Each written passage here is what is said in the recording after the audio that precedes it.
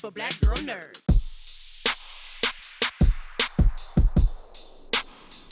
Hello, Dexter. Hello, Jeandra. How are you? I love your top. Thank you. I was feeling a You little got this. round today. A I little know round. you got this nice little like cheetah thing happening. It's nice. Bring out the claws. Thank you. Thank you. I had Yeah. to, step it up for you guys. I must say, since your character is Devante, are you being serenaded with Jodeci songs every day when you come on set? You know what? Constantly. When we were going through the name for the character, it was really important to me that we decided on a name that was extremely ethnic and Mhm. culturally accepted and known. Because I don't know the last time that we really saw a black kid in Bayside whose name was Devante. And I don't know if we've ever really seen a. But I grew up in this city called Camden, New Jersey, and I grew up with a bunch of Devantes. I played basketball with a bunch of Devantes, and I never got the chance to see themselves accurately represented on television. And so when we started choosing the name, I was like, I really love it. I'm an R&B head. I grew up singing and listening to R&B music and Devante, all that kind of stuff. That phlegm in the throat. Oh, Yeah, so it was important. yeah. Yeah. Oh, I love that. I love that so much. Some of my favorite moments on the show, what I like about you new cast of characters who are, well, all of you new, but the moments with you and your friends who are not the Bayside kids are genuinely funny. They're not Oh, like the great. slapstick and, give the wink and nod to the Mhm. camera for the punchline, but just kind of a natural humor of how friends interact with each other. Are you a comedy guy? Would you describe yourself that way? What would you say you bring to the mix? So the last film I did was a comedy. It was called The Binge, and it was strict comedy. It was with Vince Vaughn, and it was 50% scripted, 50% improv kind of thing. And I think I'm a funny dude by nature. Not to my own horn, but when you're sitting down with those two guys, and those two guys are just extreme comedic geniuses. Actually, one of them is a writer on our show. Hmm.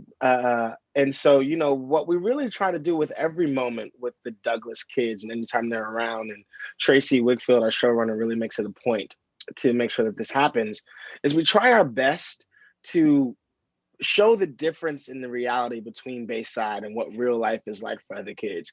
And, if I'm sitting around with my buddies just playing video games or watching Sunday Night Football, we're bound to get into a little roast session in a slapsticky kind of way, in a very natural, organic way. So even that scene, it wasn't really on the page the way it played out. And so watching the episode last night and getting a quick rebrief of what it was, it was important for us to just be like, let's stay grounded in this humor, and let's just show the reality of how, three African American males like communicate, and how we can joke on each other, but it's all out of love. I know, carrying the torch, first young black man at Bayside High School. First young 'Cause black I man don't at remember Bayside. any. I saw the whole original version. I don't remember seeing any. Yeah, I don't remember seeing any either. I mean, we had African representation though with Lark, and she did a great job representing Right. from our black women out there. But I'm happy to be Devante and be the spearhead of that for I'm sure. happy you are too, because you do it so well. Oh, This show, thank you. this show is using a lot of comedy to really communicate some important messaging: displacement, underfunding, underrepresentation, lack of voice from students of color.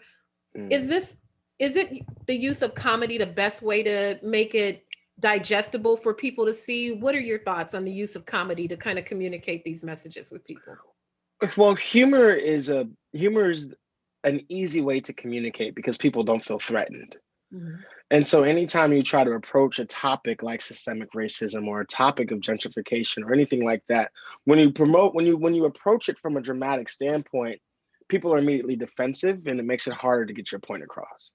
And so what we really were able to do and grasp is, yes, find light in those kind of moments, in the jokes in those kind of moments about, being transferred from the inner city of LA to the Bayside beautiful hills.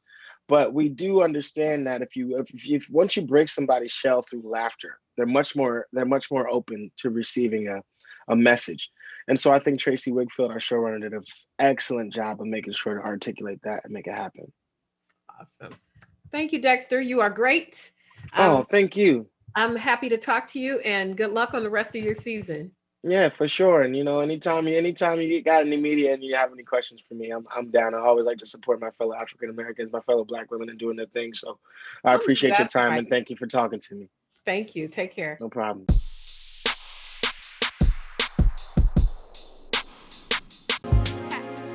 Better shake your booties for Black girl nerves. Better shake your booties for Black girl nerves.